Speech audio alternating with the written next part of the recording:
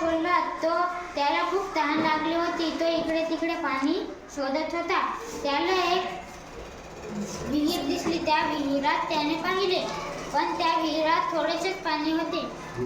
त्याने त्या विहिरीत उडी मारली आणि पाणी पिले. मग नंतर त्याला विचार आला, अरे मी आता बाहेर कसे जाणार?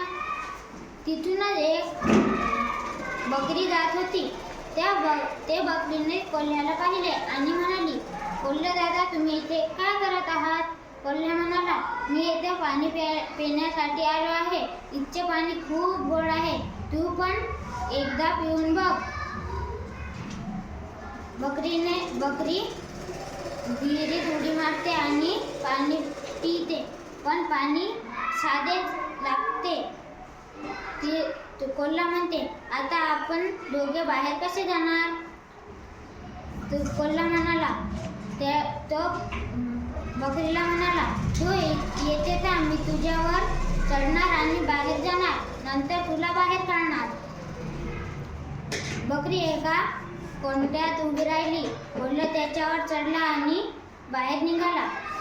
कोल्हा म्हणाला, मी आता तुला बाहेर काढणार नाही, आणि तिथून पळून गेला.